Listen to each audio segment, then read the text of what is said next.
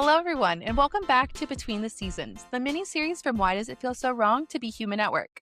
The podcast that explores the messy, honest, and very real experiences of being human at work. I'm Brie Bartos, producer and editor, and as you could probably guess, we forgot to record this week's intro as well. But joining us once again this week are Chuck Gose, co-founder of ICology and co-host of the Frequency podcast, as well as Kristin Hancock, co-founder of ICology and executive director of Friends of Indie Animals. This week's episode is a continuation of last week's episode. Like I said, when we got on that call, we just couldn't stop talking. So let's go ahead and jump right into it.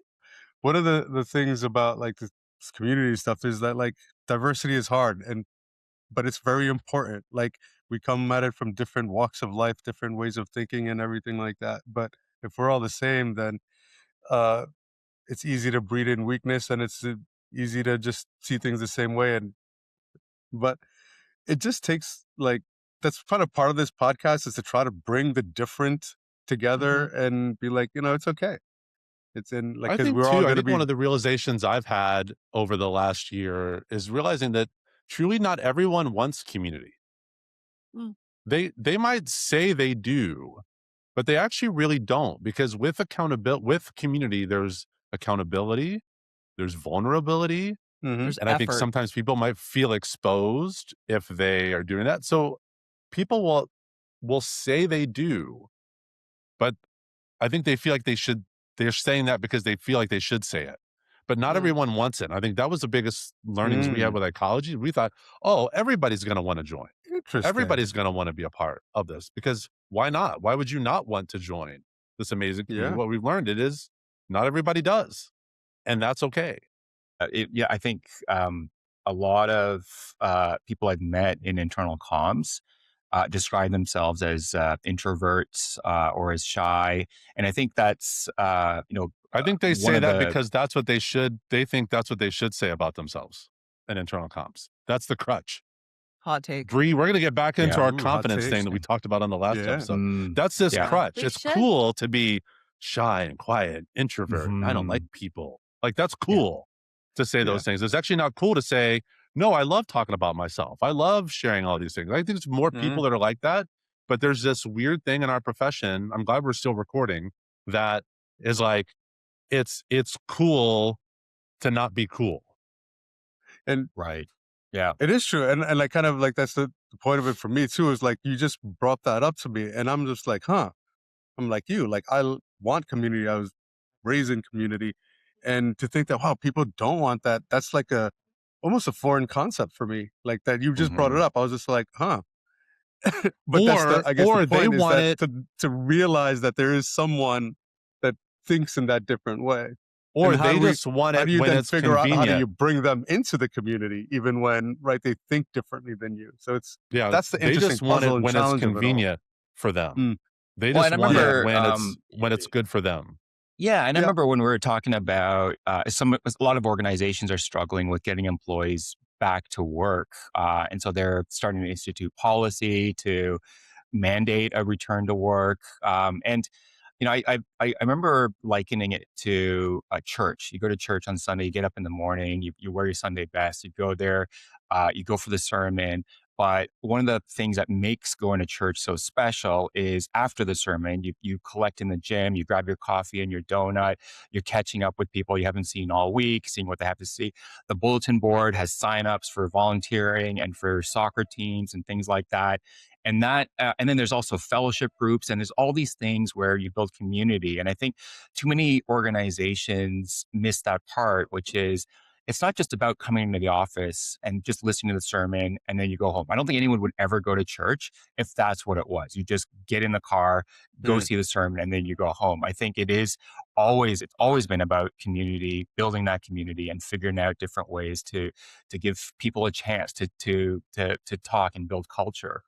What advice would you have for someone who wants community, is looking for a community, but has a lot of social anxiety? Therapy. Like, I'm being serious. I think there's there's so many things that I hear from not just internal communicators, in the corporate world in general, that go back to our own personal issues of insecurities, confidence, whatever, that we are carrying with us into the workplace. And it's things that we are not addressing in our own lives that we're carrying with us. And it's confidence. And that's not something that gets solved at work. That's something that gets solved before you go to work.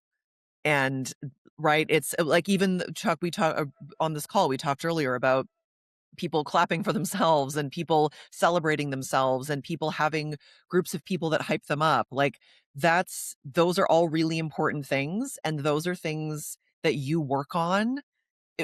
I'm saying therapy and the traditional sense, but I mean it in all kinds of senses. Like, those are things that you work on yourself. And that's not something that your boss or your workplace is going to solve for you.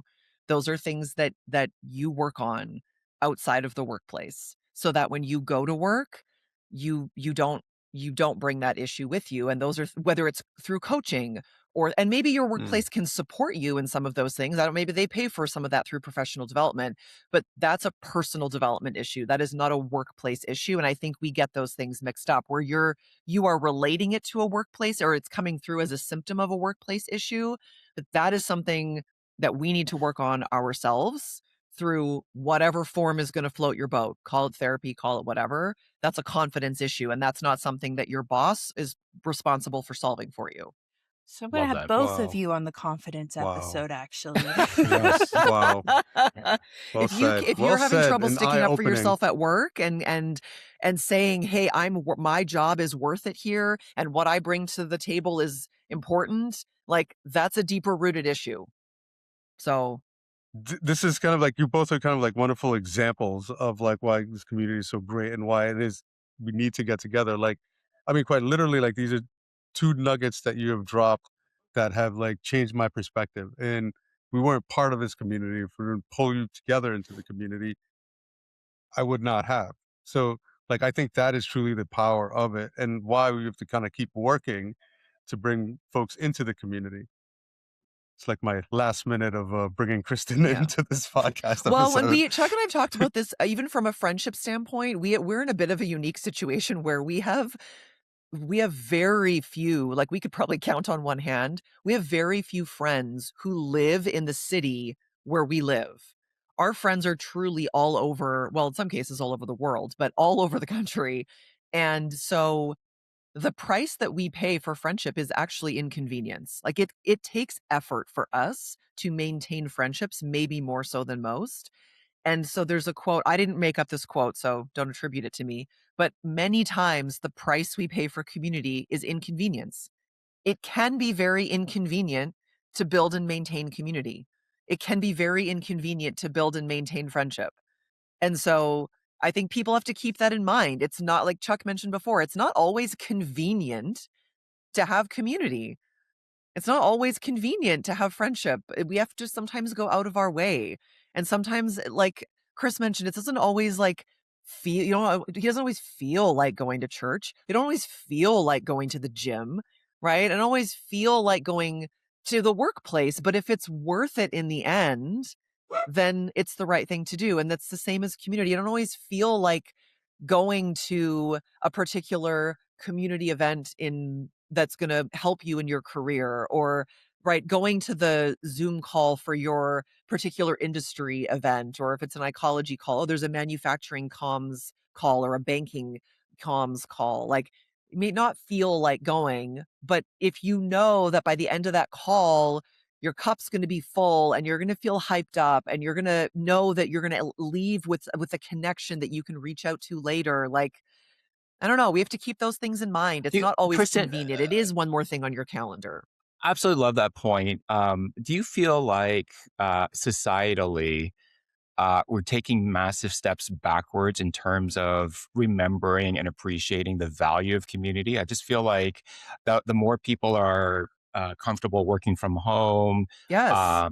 ordering Uber Eats and just Amazon and Netflix. And there's just so many reasons. And it is comfortable when you're in your sweats. And you get a text from someone. I think a lot of times people think, "Oh, it's a big effort. I got to put on some clothes. I got to do my hair, and then just kind of go out." So, do you feel like we've taken big steps backward And now is the time where it's probably building community is more important than ever. Yeah, and I think that we've even just outside the workplace, I almost feel like we've I don't know how to phrase this. It's like we've almost put this like we've somehow framed self-care or like Yes. it's like all of a Love sudden that we've put point. this framing of like, Love that. "Oh, I it's a self-care thing or it's a what," and I'm like, "I don't know, what's self-care?" Because you need people and community in as part of that circle too. Like, No, for sure. you know what I mean? I don't know, we've Mhm. framed it as it's so individualistic now that I also think part of it, and this goes to even things like employee surveys, when you ask people, like, "What do you want?" And this is an interesting thing I think about a lot with people, with RTO, with return to office mandates. When you ask people what they want, I'm like, I don't know. It's an interesting way of gauging where you kind of force people to go or how if you asked people like, "Hey, everybody, do you want to go to the gym 3 days a week?" No, I don't. Like, I don't, but I do, right? Like, it's like, Mm, I don't want to, mhm. but I do because it's good for you and it's healthy and I know that, right? Like, there's a weird want to versus what's good for you versus what we know is healthy versus Oh, what man. data and science backs. And I also get the flip side of that is, Chris, to your point earlier, it's important for us to recognize like how we should be setting up workplaces to foster community and networking and learning and that kind of thing, camaraderie and stuff like that. But yeah, when you ask people what they want, yeah, that's why it's interesting to me when there are people who are like, I don't ever want to set foot in an office for the rest of my career. And I'm like, that's interesting. Like, tell me more about that. Why is that? Mhm, Like, I fully appreciate there are people in very unique situations when it comes mhm, to childcare or elder care. I appreciate there are lots of different scenarios that people are in where working from home does work best for them.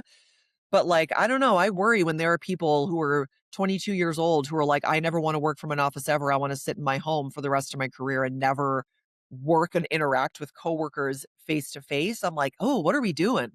That's mm, concerning to me. I I, think I people don't have know. to be It's willing to be more introspective and really think hard about what is it they truly want. I think they think they know what they want, but I right. remember when we were in lockdown, 5 years ago, and I remember, oh, this is really cool. I'm going to get a chance to work from home. And I remember for Yeah.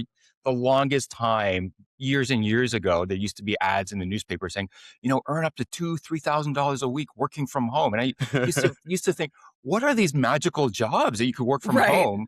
And then I, after a week in lockdown, I realized like a few truths about myself. Like, I don't like myself when I'm at home too much. Like, I think there's mm, an energy you get from people. I think I think it is important for people to connect in person and not just Yeah. virtually as well. It's so easy. And I love what you said too about mixing up self care with Mhm. mm, isolating yourself. I think there are times, of course, you want that balance, but I don't think the default of isolating yourself is in the name of self mhm. care. And I Yeah. love that point. I think it's a really important point that people should think I about. I You think know what it we've is? also I think we've also glamorized saying no Yeah, as a that's a shine great As one. a to boundary. Love it. self-care. Yeah, as Yeah. Yeah. boundaries, as Breeze you mentioned. Whereas saying no is actually really easy. That's an Mhm, opt-out. Saying yes is that investment. Saying yes means work, but saying yes means you also get the reward from it. And so that's where I see a lot of people now just saying no because it's easy. It's easy to mhm, opt out. It's easy to say no, whereas saying yes means you're gonna have to do some work. And so the people that's where I've stopped trying to convince people to say yes. You wanna say no, fine. I want to work with the people who wanna say yes. yep, get to know quick. I think, like, one of the episode ideas that I wanted to really get into to get you guys is an episode on pain, because I think people have like, a huge aversion to pain and avoidance Mhm. of pain in such a way that that's why it's easy to say no, it's harder to say yes, it's easy to just stay inside or to kind of face the pain. It's easier not to go to the gym, but, every time you kind of face that pain, get over the pain, you find yourself in a better place. And that's the problem with pain avoidance. Even like psychology, like your body needs pain in order to heal. Like that's how Mhm. your body knows you have to heal and things like that. Mhm. So, and growth only comes from like pain, hurting, and healing, right? Even if you're gonna do the muscle metaphor, because we like metaphors and talking about physics and stuff like that too. Well, we listen to a lot of content that Scott Galloway puts out there, and one of his Mm. points is like people need to be rejected. Mm-hmm. Like through Mhm. rejection, you grow. And that's Yep. rejection is a very uncomfortable thing at work, in your personal life. But through that is growth. And I think Absolutely. it's easy to opt out of rejection. It's easy to not submit your name to speak at a conference, but then later complain that there's nobody good speaking. Like Mm-hmm. you have to put your name in the hat. And so that's where I'm always like, I want to work with the people who put their name in the hat. And I think that brings us back to full circle, the first, the first ICology camp where it does feel like rejection. And that is like, I can feel that pit that you had in your stomach, Kristin, because it does feel like rejection. And I think Chuck, you made a really interesting point about take it personally, but it's not necessarily personal. It's just, again, this thing where Mm-hmm. people are pulled in different directions. But I think that was a building block for developing, less sensitivity to rejection. And I love that point, Chuck, because I think way too many, and this is not isolated to internal comms. I think it's in general, and this is where less psychologically safe workplaces. There's a massive fear of rejection, and so innovation gets stunted. Mm-hmm. Opportunities for growth get missed all the time in organizations because it's easier to stay safe and on the beaten path and the so-called best practices as opposed to thinking. And I think right now, given all the things that are happening with technology, there's an urgency to think with more courage and more innovation and not fear rejection. Picking up the call with leadership and saying something's going on here, something's different, and something has to happen here, right? And so, but I think Yeah. most of the time we just don't do it. It's easier to not do it because you're scared of being rejected. You're scared of someone saying, "Yeah, listen, Chuck, that's a really cool idea, but we've got other priorities right now." And the worst thing that's if you Right. ask And for then a Chris, raise, you for tell that to example, me and I'm like, that's cool, Chris. I'm going to go do it anyway. That's fine. it, Right. that's right. Imagine being Chuck's boss, Chris. You'd probably quit. It would be But Shout this out to is Sonia. this is what I'm curious with Scott's. So Scott's framework is more, he talks about like the male loneliness, if you want to call it an epidemic. Hmm. His point is that this younger generation is not going out and getting rejected. It's Mhm. easier to stay at home, watch streaming, game with your friends, and Scott takes us all the way down the path. Having an AI girlfriend, like that's easy. But through rejection, you build character, you build Mhm. confidence. Love that. And he's like, so how do we do that? How through rejection can you actually mold yourself? Like I even think back to the days like when some of us are of this age, that when I was in high school and I wanted to ask a girl out, you either did it face to face at school or you called the home phone with the fear of potentially one of their parents answering. Like that was a big moment. That was a character defining moment. Now think about it. It's evolved and it's different. I'm not saying it's Mhm. easier, better, or otherwise, but now it's you can Snapchat and text, you can texting. DM, you can and that's fine. That's not, I'm saying that's like you can still people can still get rejected by other ways. But But I think there's apps like dating apps like Tinder where rejection's less part of the experience now. it's baked into the algorithm. Yeah. Exactly. No, So I wonder yeah. if things are set up now Anything where the odds of rejection are reduced, and maybe we're just even more sensitive to rejection than we were a long time ago. Yeah. Well, like And Scott talks about, I forget what the numbers are, but they said it's something like 10%, 90% of the men have to swipe I don't know, is it right or left to say you like it? I don't know which one it is. Never use I'm that, glad that you but don't know that, actually. I feel better You that you swipe don't know right. that. You swipe right. They have to swipe right like 100 times to get one conversation. But women, it's sort of the flip side of it, because what's happening is guys are just swipe right, swipe right, swipe right. They're just like swipe right, like forcing the rejection onto someone else versus them being the deciding factor. I just wonder at Mm. times, like, what is the next generation of employees coming in? What does that relationship look like with the workplace when there's not, what does rejection look like in the Mhm. workplace? I guess at that point, I don't know. And you know why it's so important, right? Like earlier on, we talked about the slog of the first event and how that felt traumatic and rejecting. And then, Chuck, you said that we're good at it. You said we're effing good at it. Right. Well, and I would agree. I think everyone who's been to any of the community events would agree. And the only reason that you're good at it is because you went through all of that rejection and went through all of that pain, because you only get good at it because you go through it. You put it in the work, went to the gym, all Yeah, that you had to stuff. have a Mark One, which was Mhm. clumsy and just, it's just getting the word out for the first time, and you continue to polish that product.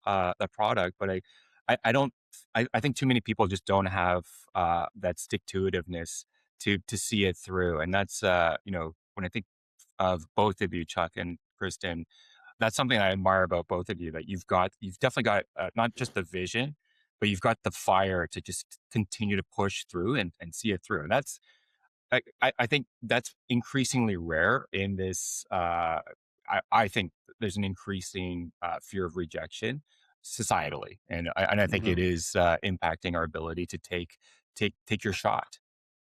Right on. Go out there, Thank say yes, you. and get rejected, yo. Yeah. Chuck, Kristen, thank you guys so much for joining us today. This was a great conversation. Um, if you haven't already, definitely be sure to check out the ICology website, as well as listen to the Frequency podcast hosted by Chuck and his co host, Jenny Field. Kristen, do you have anything that you would like to plug before we head on out? Adopt, don't shop. Yeah, that's what I like to hear. But thank you all again. If you will be in Vegas March 23rd through 25th for Transform 2026, be sure to register for the X Factor Summit. You don't want to miss it. It's going to be a great time with great expertise and great help that you'll be able to walk away with and put into action when you get back. Thank you, as always, for tuning in. If you enjoyed this, follow or subscribe wherever you get your podcasts, and we'll be back next week with another short, honest conversation about the human side of work.